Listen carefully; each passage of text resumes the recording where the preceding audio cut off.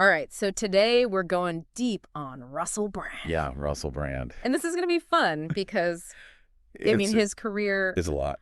It is a lot, and we're going to go through all of it. I think it's fascinating because, like our listeners, we're fascinated by how people transform in the public eye, and he's done a lot of transforming. Yeah, and I think what makes him so interesting, too, is just like the breadth of his career. You know, he's done so many different things. Like, we have stuff here that goes all the way back to, like, his childhood, his early years, comedy, Hollywood, you know. Oh, yeah. Writing, personal life, like.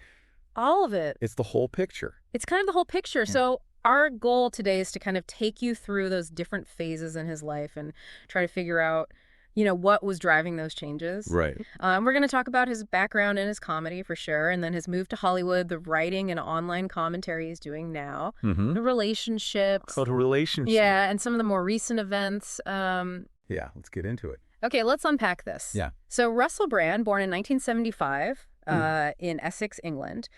And, you know, right off the bat, his early life was kind of marked by some pretty major challenges. Yeah, I mean, you think about his parents separating, his mom battling cancer. Right. Like, those are some big things to deal with at a young age. And I think, you know, you kind of have to understand that when you're trying to understand him later on. Yeah, for sure. And he also had his own personal struggles that he was going through, right? Absolutely. You know, bulimia as a teenager and later on heroin addiction. Yeah. It's pretty amazing how he even got through all of that. It really is. Like, those are some serious obstacles to overcome. Yeah, and I'm curious, like, how much of those struggles ended up influencing his art later on. I think that it probably had a huge impact. Yeah. You know, you can see how going through those kinds of things could make you intense, you know? Yeah. And maybe even make you want to face tough topics head on, which he definitely does in his comedy and even later in his commentary. Totally. Yeah. But so even with all that going on, he was still drawn to performing from an early age. Oh, yeah. He got into the Italia Conti Academy of Theater Arts, which is like... Yeah, I think like a really fancy drama school. Yeah. Like the top tier in the UK, like the Gilliard of Britain. Yeah, exactly. Yeah. But his time there was a little rocky. Yeah, it wasn't all smooth sailing there. No. He ended up getting expelled. Oh, wow. Yeah, because of his issues with drugs and attendance. Oh, really? So, you know, it kind of shows how much those early struggles were affecting his life. Yeah. But his passion for performing didn't go away. Right.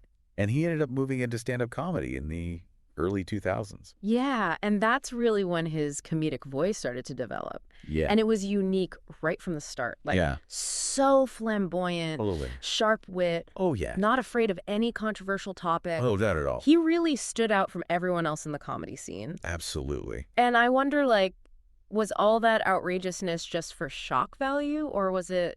That's a good question. Was he trying to say something deeper with those early controversial topics? Yeah, I think it's interesting to think about that because while the shock value obviously got people's attention, right, I think he was also using humor to kind of poke at societal norms. Oh, for sure. You know, maybe even try to turn them upside down a little bit.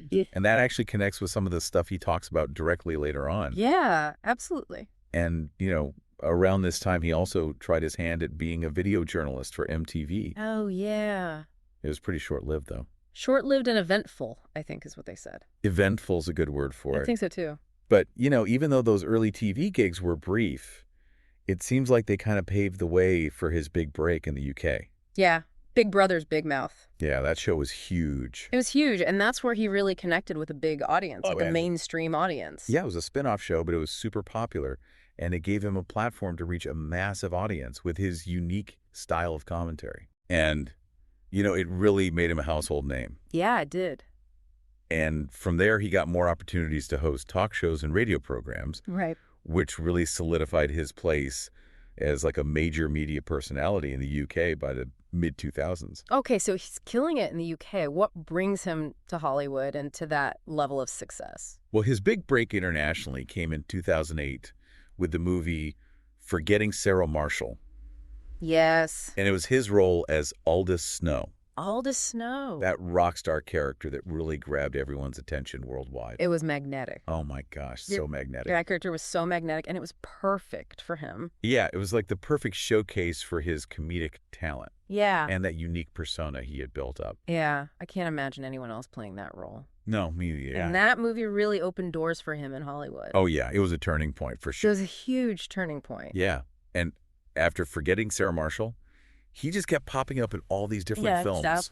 Like Bedtime Stories. Remember that one? Mm-hmm. He played the hotel handyman. Yeah. And then he got to play Aldous Snow again in the spinoff Get Him to the Greek. Oh, yeah. But this time he was the main character. Yeah, and I think Get Him to the Greek really solidified his comedic presence in Hollywood. Oh, yeah, for sure. But he wasn't just doing those kinds of movies. He was also doing voice work for some big animation franchises. That's right. He voiced Dr. Nefario in the Despicable Me movies. Yeah. And that franchise is huge. It's been going on for years. It's huge. And, it shows how he can connect with a whole different audience, too. Right. The kids love him. Yeah, absolutely. He also had a voice role in Hop, another animated film. Right. But, he didn't just stick to supporting roles. He also took on some lead roles in live-action films, like the remake of Arthur. Oh, yeah. Where he played that rich, irresponsible playboy. Yeah, which is a pretty big departure from some of his earlier, more outrageous characters. Do you think that was him trying to branch out, or just the kinds of roles he was offered? I think it was probably a bit of both, Yeah. Playing more traditional lead role, like Arthur showed that he could do more than just comedy. Mm-hmm. He could handle those kinds of roles too. And then he was also in Rock of Ages. Oh, yeah. That musical comedy. And more recently in Death on the Nile, that Agatha Christie mystery film. Which is so interesting. Yeah, and that just shows his versatility even more. Yeah. Like, he's not just a comedic actor. Not at all. He can really do different genres. So while his Hollywood career is bling, he's also writing. Yeah, his memoir, My Bookie Wook, came out around this time. Yeah. And it was a huge hit in the UK. Huge hit. Yeah, critically acclaimed bestseller. And it was really raw. Oh, yeah. And honest, the way he talked about his addiction and fame, and it gave readers like a much more personal look at his life. Yeah, for sure. It went beyond the public persona that people saw. Totally. And then he followed that up with Bookie Wook 2. This time it's personal in 2010. But then his writing starts to shift a little bit, doesn't it? Yeah, over time, you can see a real change in what he's interested in. Right. Like books like Revolution in 2014 and Recovery, Freedom from Our Addictions in 2017. Those are big topics. They are. And, Revolution, he's critiquing the political and economic systems that we have. Right. And he's arguing for like a more fundamental societal change. Yeah. Like a real overhaul. Yeah. And then Recovery. You could see how his struggles with addiction and his recovery would lead him to be interested in self-help and, these bigger societal cures that he talks about in the book. Absolutely. And that shift in his writing really goes hand in hand with his growing presence online, right? Yeah, exactly. Like his YouTube channel and podcast become these platforms for him to discuss current events and spirituality. Mm-hmm. And he often presents a more critical or alternative viewpoint. Yeah. And I wonder, given his earlier mainstream success that was built on being outrageous, was this move online a way for him to stay relevant by appealing to a different kind of audience? That's an interesting thought, because his online stuff really digs into topics like alternative health, conspiracy theories, criticisms of the mainstream media. Right. And he's built a pretty dedicated following. He has. And I think moving online gave him more control over his message. For sure. He could connect with his audience directly. Right. Which is different from the more controlled world of TV and film. For sure. And speaking of control, let's move on to his personal life, which has been very much in the public eye. Yeah. His marriage to Katy Perry was a big story. Oh, it was huge. They met in 2009 when she had a cameo in Get Him to the Greek. Right. And they started dating pretty soon after that. Yeah, and then their engagement in December of 2009 during a trip to India was all over the news. It was. And their wedding was a spectacle. A traditional Hindu ceremony in India in October 2010. Yeah, it seemed like such a big deal. It did. It was like a symbol of these two huge stars with their contrasting personalities coming together. It did feel symbolic in a way. Yeah. But it was short-lived, right? Yeah. Sadly, it was only 14 months later in December 2011 that Brand announced their divorce. Yeah. citing irreconcilable differences. And even the divorce itself was very public. Oh, with Katy Perry revealing that he told her about it through a text message. yeah. That seems pretty abrupt. It does? And impersonal for such a high-profile relationship. Yeah. I mean, you have to wonder what led to such a quick split. Yeah. What do you think happened? Well, there was a lot of speculation at the time. Right.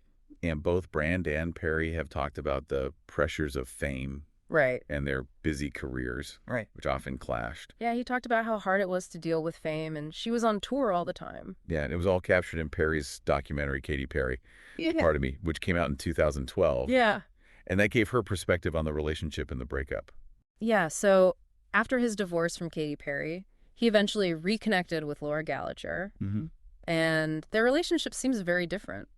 Yeah, it does. They actually dated briefly back in 2007. Oh, really? Yeah, before he was with Perry. And Laura Gallagher, for those who don't know, she's a British illustrator and author. Right. And she's from a pretty well-known family. Yeah. Her father is Bernard Gallagher, the Scottish golfer. Oh, wow. And her sister is Kirsty Gallagher, the sports presenter. Okay, so they had some history before they got back together in 2015. Right. And they both had gone through some heartbreak before reconnecting. And this time, it seems like their relationship was much more grounded and private. It does. So what do you make of this shift to a more traditional family life? Well, Laura Gallagher said that when they reconnected, Brand was in a different place. Right. And they built their relationship slowly, focusing on trust and a deeper connection. Yeah. And they got married in August 2017 in a church ceremony near their home. Okay, and they seem very focused on family life. Oh, absolutely. And Laura's an author, too. She's written books like The Joy Journal for Grown-Ups. That's great. Yeah, they have 3 children together. Daughters, Mabel and Peggy, born in 2016 and 2018, and a son who was born in 2023. Wow. And Brand has talked a lot about the positive influence his wife and kids have had on him. Yeah. And it really does seem like he's embraced a more settled, family-oriented life. Which is a big change from his earlier image. It is. It's a pretty stark contrast to the flamboyant, controversial figure he used to be. It really is. But then more recently, he's been in the news for some pretty serious allegations.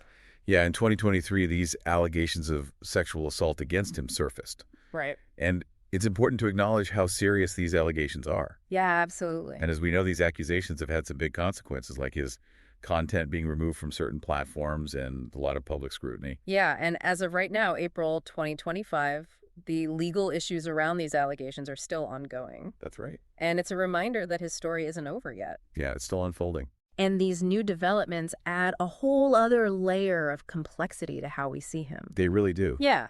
I mean, it makes you rethink his whole journey. Yeah, so we've gone through a lot with Russell Brand. We have? From his tough early years and his start in comedy to becoming a global star in Hollywood. Yeah. To exploring deeper intellectual and social ideas. Right. And his very public relationships, the highs and lows. Yeah, from the huge wedding with Katy Perry to his current family life with Laura Gallagher. Yeah, it's been quite a ride. He's always been someone who gets people talking. He does. And sparks debate. Yeah. You know? Yeah. And the different chapters of his life, from battling addiction to becoming this huge celebrity and then shifting focus to online commentary and family life, it all paints a picture of a man who's gone through some major personal and professional changes.